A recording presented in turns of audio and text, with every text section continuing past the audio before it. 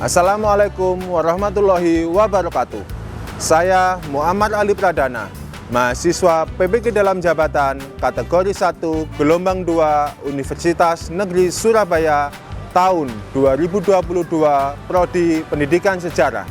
Berikut video pembelajaran uji kinerja saya pada materi akulturasi kebudayaan Hindu-Buddha di Indonesia. Selamat menyaksikan. LDR itu hubungan jarak jauh. Melatih diri untuk menjaga hati. Assalamualaikum warahmatullahi wabarakatuh. Apa kabar dan selamat pagi. Oke, terima kasih. Oke, kalau kalian lihat di depan, berdoa dulu yuk. Nah, berdoanya biasanya kan, ayo siapa yang mimpin doa gitu kan ya. Untuk kali ini kita berikan hal yang baru. Mari kita bersama-sama menyanyikan lagu ini sebelum kita berdoa. Oke, siap ya? Tepuk jari 1, tepuk jari 2, tepuk jari 4, tepuk jari 5, berbunyi semua. 1, 2, 3, mari kita berdoa. Oke, berdoa mulai. Dapat diakhiri. Nah, saya kemarin itu lihat videonya Pak Ijul. Dan saya quote apa yang dikatakan Pak Ijul. Belajar itu harus semangat. Ya, karena kalau belajarnya semangat itu masuk melalui pikiran, kemudian meresap ke dalam hati. Kalau sudah meresap di dalam hati, ilmu itu tidak akan mudah untuk dilupakan. Karena kita berkomitmen untuk semangat, mari kita menyemangati diri kita dengan bernyanyi lagi. Biru lautan, hijaunya hutan, kan ku jaga demi Indonesia. Ini kami selalu riang jadi Smekanegama SMK 3. Kan ku jaga agar harum namanya. Ini kami selalu riang jadi Smekanegama. Oke, tepuk tangan untuk kita semua. Pada pertemuan kali ini kita akan mempelajari tentang akulturasi kebudayaan Hindu-Buddha di Indonesia. Sebelumnya saya akan perkenalkan cara baru saya, yaitu saya memiliki stiker gambar bintang yang nanti bisa menjawab pertanyaan, bertanya, atau memberikan komentar. Tak kasih satu stiker ini yang bisa ditempel di buku kalian. Semakin banyak memperoleh stiker, maka kalian semakin besar kesempatannya untuk mendapatkan nilai pada saat pembelajaran sejarah. Jadi ake-akean sopo sing oleh stiker bintang. Tujuan pembelajaran kita hari ini yaitu yang pertama, menganalisis proses masuk dan berkembangnya budaya Hindu-Buddha dengan budaya asli Indonesia atau budaya Indonesia pada masa praaksara. Yang kedua, menganalisis akulturasi kebudayaan Hindu-Buddha dengan kebudayaan Indonesia yang masih tetap ada hingga masa sekarang. Pemahaman bermakna, murid memahami pengertian proses dan hasil akulturasi kebudayaan Hindu-Buddha dengan kebudayaan Indonesia dari masa ke masa. Akan kita lakukan pada kegiatan hari ini adalah ada 3. Yang pertama literasi, yang berkelompok, jadi nanti kalian berkelompok, kelompoknya kan sudah ditentukan ya, kemarin sudah dibagi. Kemudian nanti kalian akan melakukan prestasi. Kamu pernah nggak lihat gambar itu gambar apa? Ya. Wayang. Wayang itu wayang apa? Tokohnya siapa? Itu biasanya disebut tokoh sebagai tokoh apa kalau dalam pewayangan? Punokawan. Wayang itu adalah salah satu hasil akulturasi budaya antara Hindu-Buddha dengan kebudayaan. Ada hasil akulturasinya dalam cerita-cerita pewayangan.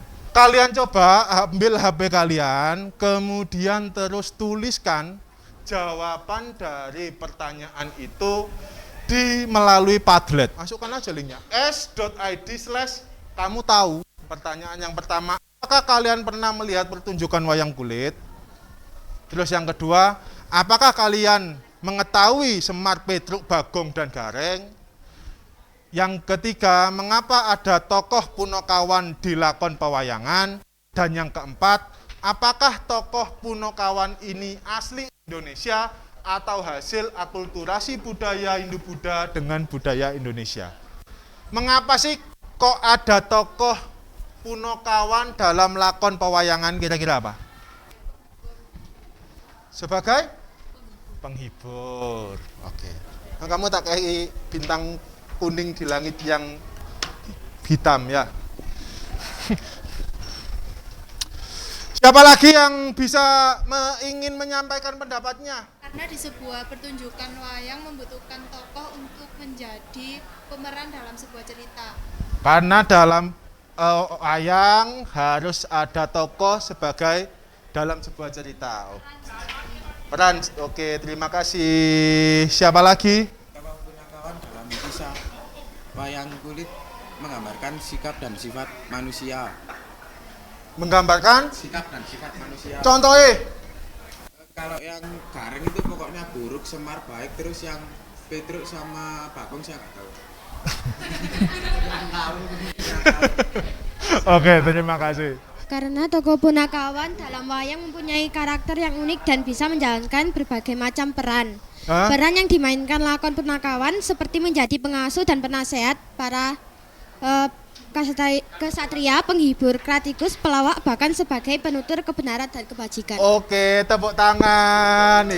Oke, pertanyaan yang keempat. Apakah tokoh Punakawan ini asli Indonesia atau hasil akulturasi budaya Hindu-Buddha dengan budaya Indonesia? Cepet-cepetan, siapa saya gorong tak hitung dhisik. 1, 2, tangan mudun. 1, 2, 3, sampai cepat. Silakan. Asli, Pak. Tes. Asli? Iya. Kenapa kok asli? Karena Soalnya nggak palsu. Oh. Asli karena dari Indonesia. dari Indonesia, untuk Indonesia dan oleh Indonesia. Oke, terima kasih. Jadi seperti yang disampaikan oleh teman-temanmu tadi, ada yang menyebutkan secara lengkap jawabannya bahwa Punokawan dalam cerita pewayangan di Indonesia itu adalah salah satu kebudayaan asli Indonesia. Itu adalah bentuk istilahnya bahwa bangsa Indonesia ini dia itu tidak dengan mudah begitu saja menerima kebudayaan dari luar tiba-tiba ditelan. Tapi mereka juga bisa mengkombinasikan. Itulah kehebatan bangsa Indonesia. Oke, terima kasih yang sudah menjawab. Selanjutnya, pengaruh masuknya budaya Hindu-Buddha terhadap perkembangan budaya di Indonesia. Tidak dapat dipungkiri bahwa pengaruh kebudayaan Hindu-Buddha di Indonesia itu membawa perubahan signifikan. Namun perlu kalian ketahui bahwa tidak semua unsur budaya dari India yang masuk ke Indonesia itu diterima begitu saja oleh bangsa Indonesia. Bangsa Indonesia menyeleksinya terlebih dahulu, disesuaikan dengan adat istiadat dan kepandaian yang sudah dimiliki. Nah, jika dilihat dari teks ini, kira-kira opo sih kok perlu ada seleksi? Karena apa? Supaya tidak merusak budaya asli dari Indonesia. Supaya tidak merusak budaya asli Indonesia. Oke, terima kasih pakai bintang kuning.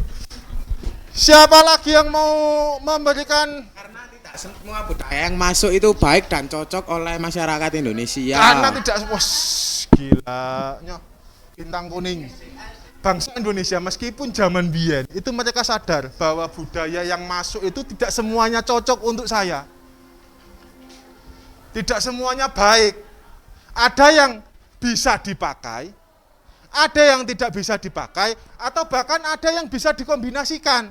Kalau kalian makan, ada permen misalnya, kan tidak mungkin harus kamu buka terus kamu telan. Mbok mut dhisik dirasakno, ya kan? Dikunyah supaya halus. Agar apa? Kalian bisa merasakan nikmatnya dan juga tidak menyakiti diri kalian, sama dengan kebudayaan. Jadi ojo moro-moro ndelok TikTok. Oh kok wapi ya, moro-moro langsung digunakan. Harus kalian saring dulu, bener nggak sih? Cocok nggak sih dengan diri kalian? Ini ada wujud akulturasi budaya India dengan budaya Indonesia. Yang pertama adalah seni bangunan. Ono yang mau membantu membacakan? Wujud akulturasi budaya India dengan budaya Indonesia, seni bangunan. Bentuk candi di India dan negara lain pada umumnya hanya berupa stupa saja. Sedangkan pada candi di Indonesia, terdapat tangga-tangga untuk sampai ke puncak candi yang merupakan unsur budaya Indonesia, berupa punden berundak dari masa Megalitikum. Fungsi candi di India adalah sebagai tempat ibadah, sedangkan Indonesia selain sebagai tempat beribadah juga sebagai tempat menyimpan abu jenazah raja yang dipengaruhi oleh konsep Dewa Raja. Oke, terima kasih. Kalau di India, itu cuma menjadi tempat ibadah. Tapi di Indonesia selain sebagai tempat ibadah, tapi juga berfungsi sebagai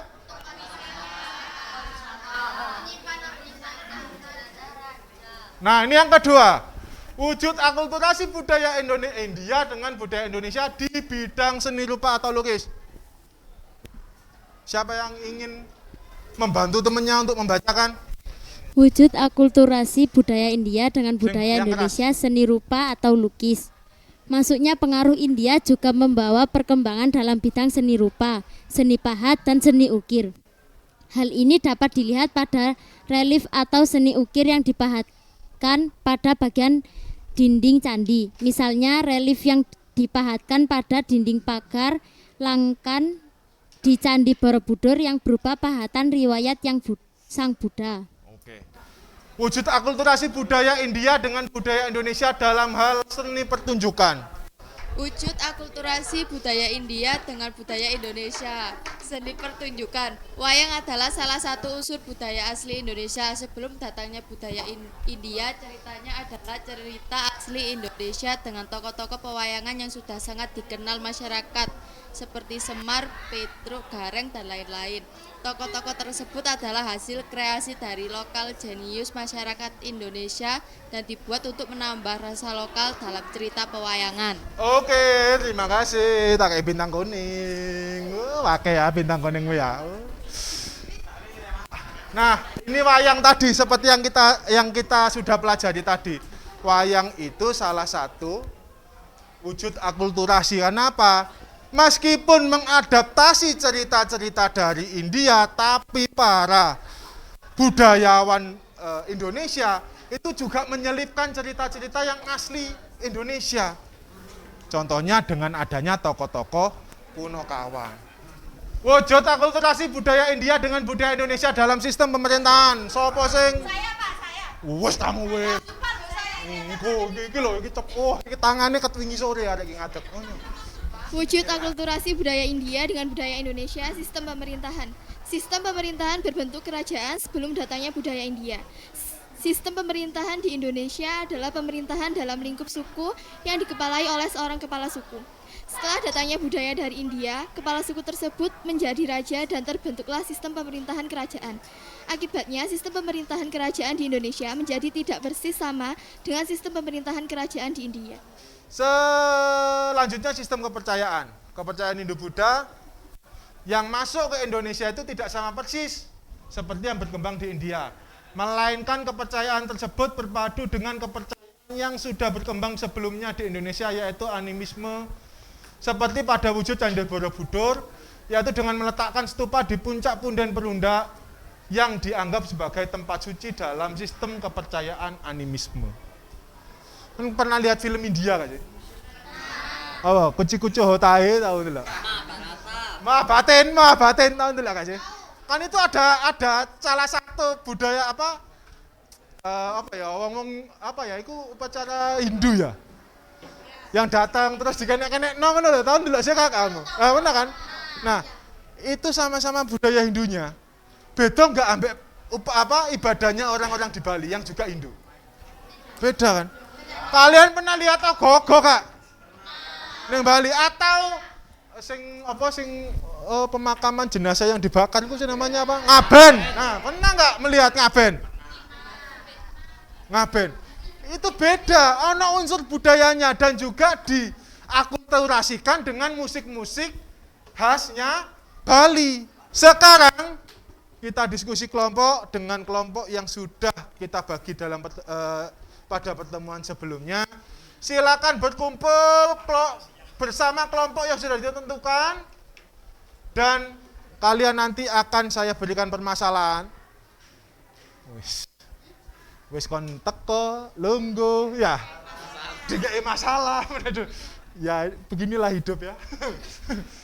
Dan nanti kalian bersama dengan kelompoknya akan mengamati mencari jawaban dari permasalahan yang sudah yang sudah saya berikan. Setelah itu dengarkan ya, ini permasalahannya. Yang khusus kelompok 1. Jelaskan tantangan apa saja yang dihadapi berkaitan dengan perkembangan kebudayaan Hindu-Buddha pada masa awal masuknya kebudayaan tersebut. Ini kelompok 1, ini kelompok 1 mang ndi? Oh, iki. Yang kedua, jelaskan faktor-faktor yang menyebabkan kebudayaan Hindu-Buddha keberadaannya masih bertahan hingga masa sekarang. Nih, kelompok 1.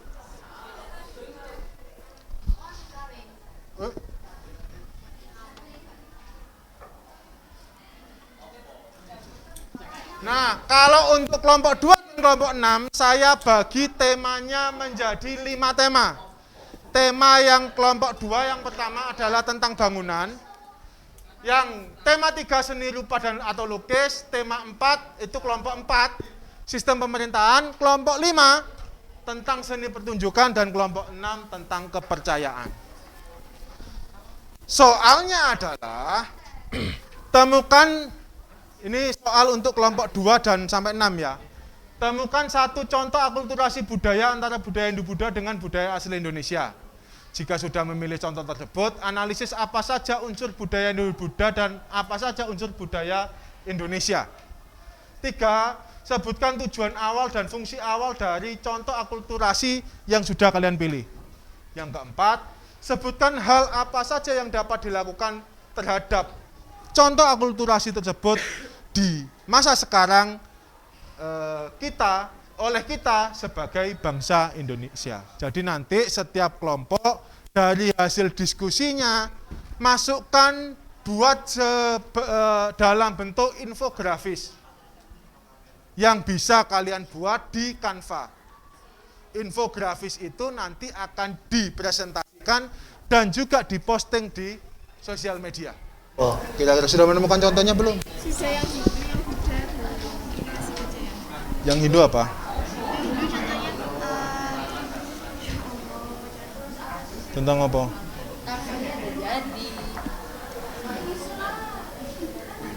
Tentang apa? intinya itu kayak upacara nyepi yang dilaksanakan umat Hindu di Bali itu nggak dilaksanakan umat Hindu di India. Nyepi. Iya. Oke. Tinggal nambahi anunya nanti. Contohnya kan apa sih tadi pertanyaannya?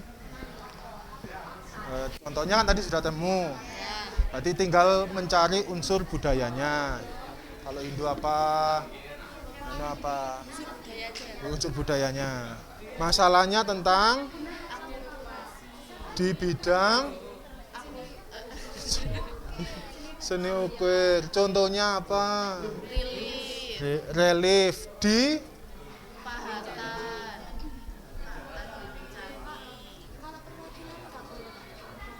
Oh ya boleh. Boleh.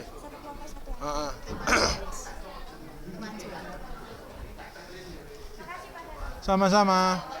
Hah? Boleh Instagram, boleh TikTok, boleh. Kan unsur budaya relief itu kan. Kalau unsur budaya Hindunya apa? Hindu Budanya. Unsur budaya dalam reliefnya itu loh apa? Kan tadi kan pertanyaan yang kedua kan temukan unsur-unsur budaya dalam unsur entah itu budaya, unsur budaya Hindu Buddha atau unsur budaya Indonesia. Nah, ada riwayat sang Budanya. Itu yang unsur Buddha. Kalau unsur Indonesianya apa? Ada pemandangan alam Indonesia. Ada sejarahnya. Sudah menemukan yang nomor 1 tantangannya. Tentang apa kalau tantangannya? Tantangannya tentang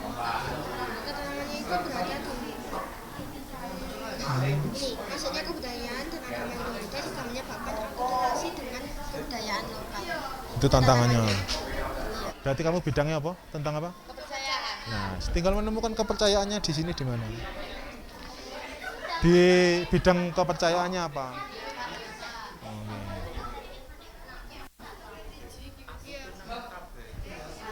Oke, kelompok 1, kelompok yang lainnya lihat ke kelompok 1 semua, digeser badannya, ayo. Yang membelakangi langsung geser badannya. Dilihat, didengarkan. Perkenalkan, kami dari kelompok 1 ingin mempresentasikan tentang tantangan yang dihadapi berkaitan dengan perkembangan kebudayaan Hindu-Buddha pada masa awal mulanya kebudayaan.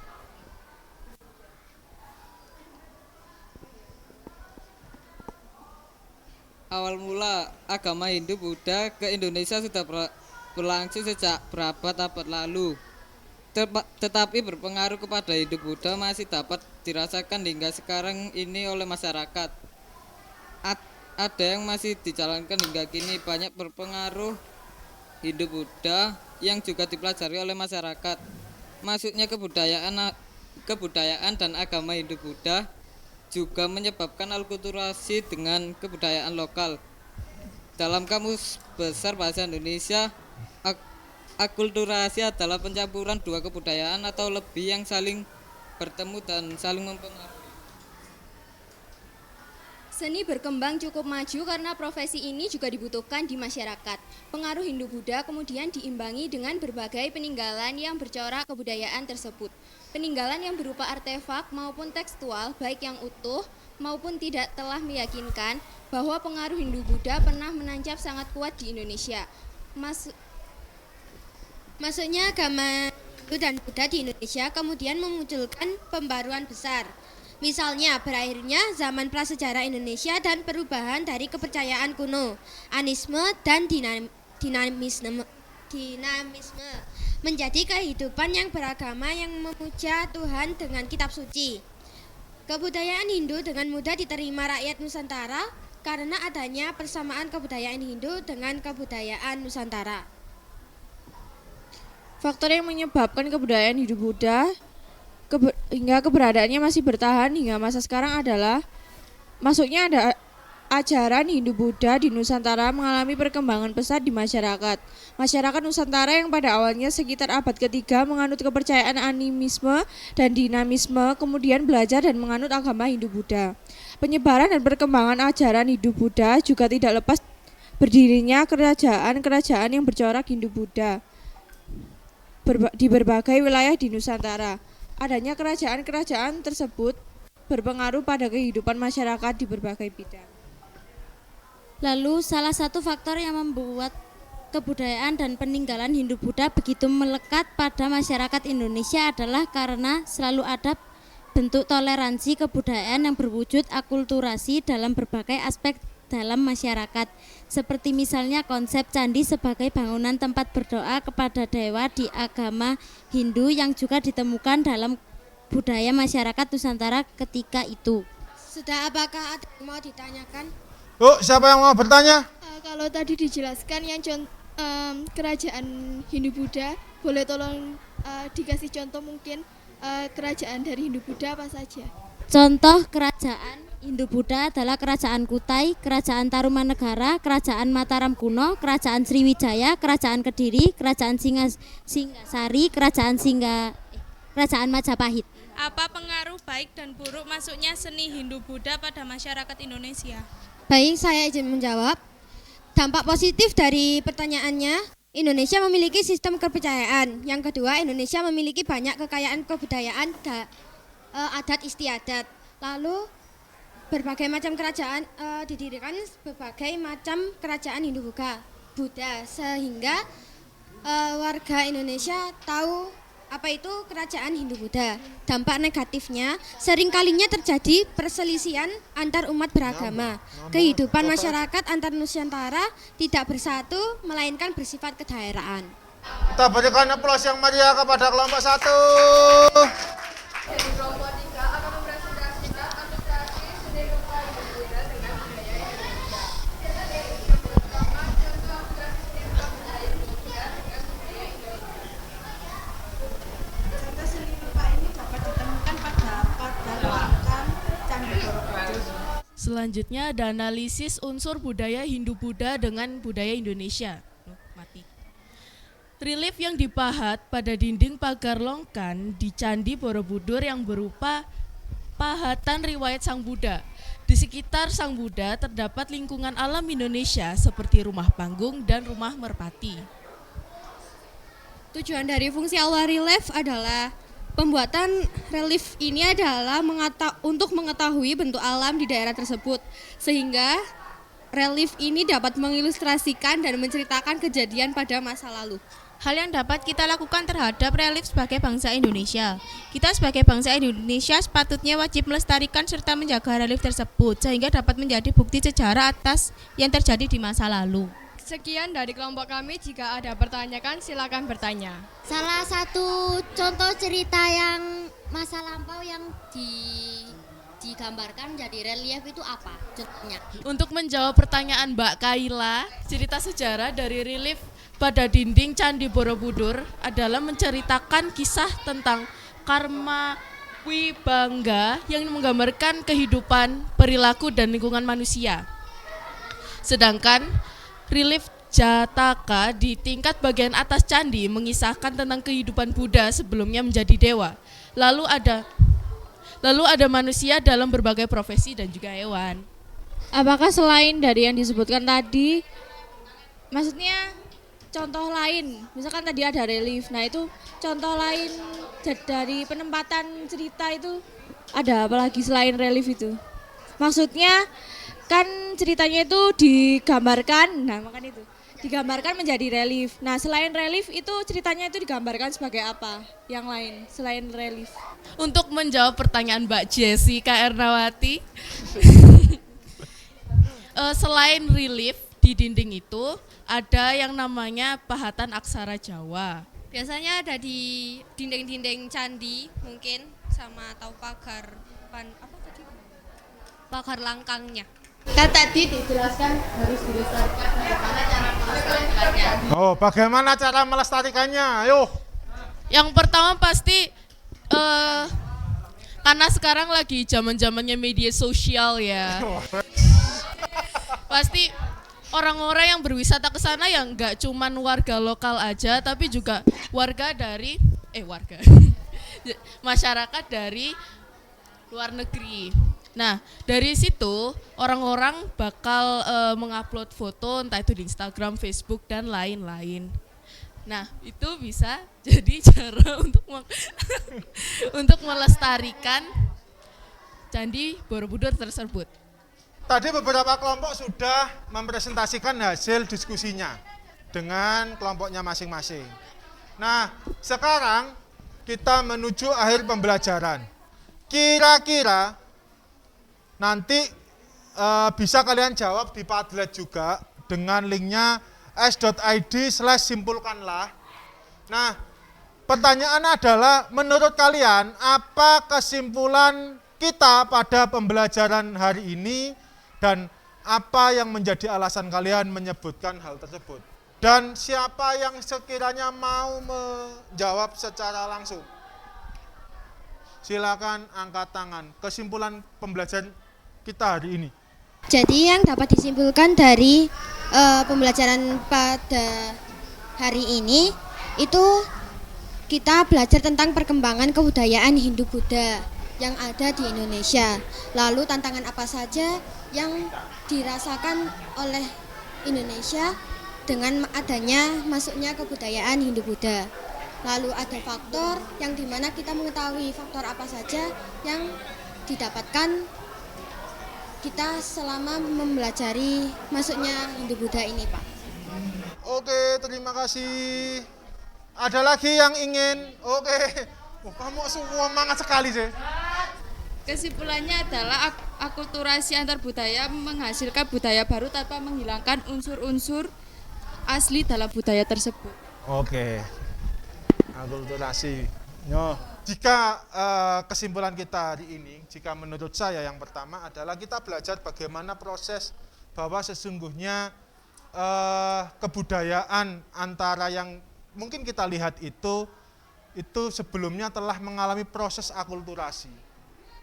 Di Bali, kita lihat di candi, misalkan kita lihat di Candi Borobudur ada proses akulturasinya. Di Bali upacara keagamaan ada proses akulturasinya.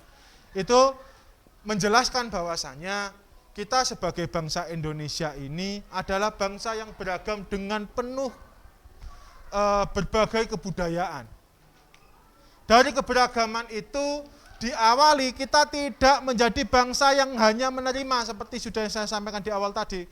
Kita benar-benar mengalami proses untuk menyeleksi, mengolah, kemudian hingga mewujudkan satu kebudayaan baru di mana kebudayaan yang lama itu tidak hilang.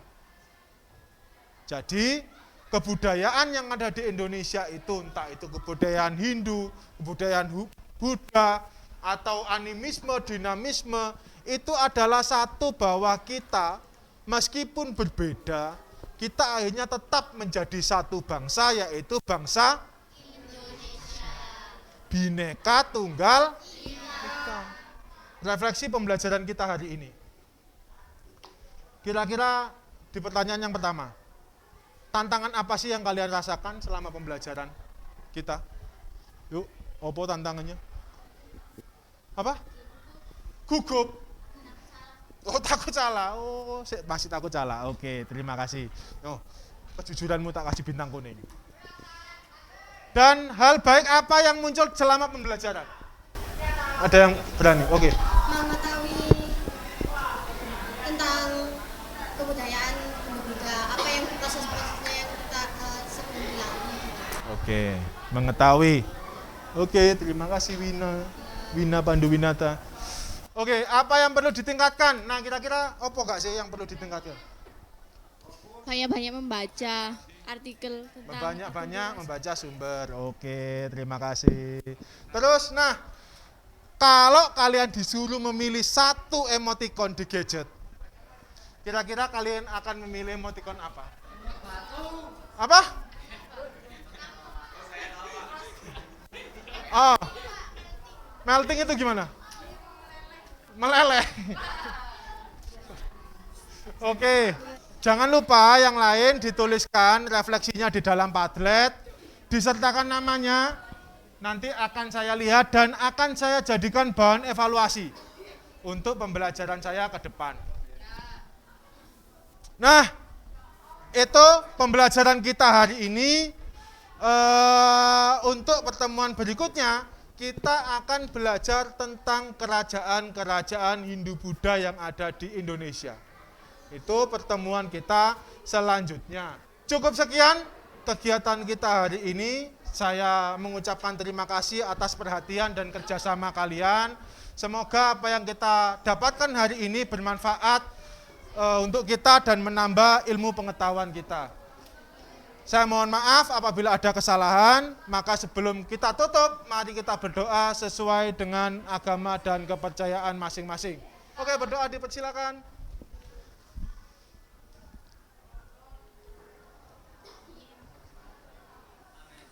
Dapat diakhiri, sekali lagi terima kasih. Wassalamualaikum warahmatullahi wabarakatuh.